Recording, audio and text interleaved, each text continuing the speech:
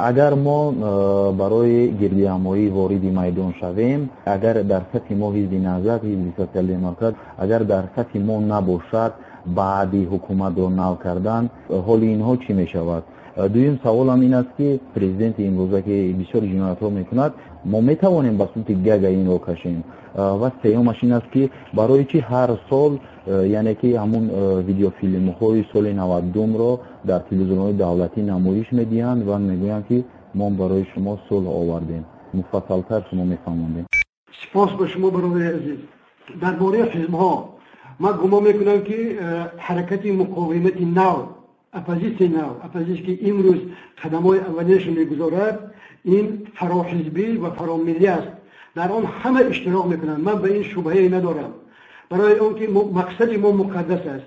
وقتی که مقصد ما مقدس است، من باوری دارم که در تمام گوشه‌های تاجیکستان، تمام حزب‌ها، سازمان‌ها، روشنفکرها، جوانان باناموس از ما دستگیری میکنند. من به این شبهه ندارم.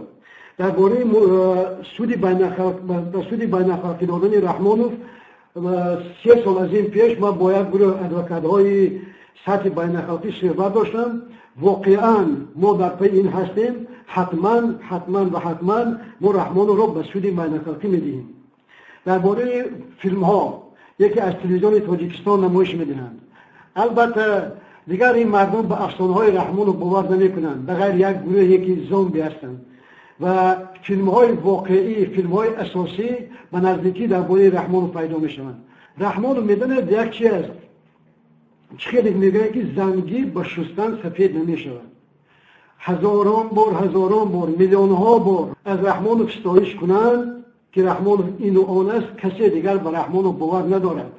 هر یک نفری که از کوچه بیرون میبراید به رحمانوف نفرت میفرستد، رحمانوف دعای بد میکند، برای اینکه رحمانوف دیگر یگان راهی سفید کردن رحمانوف نیست، تماما امکان ندارد. چه خیلی که مثلا از سنگ ما نمیتونیم که شیر جوشیم یا نمیتونیم که از درخت بیت سیب گیریم. از رحمانوف قهرمان ساختن، رحمانوف سفید کردن امکان ندارد.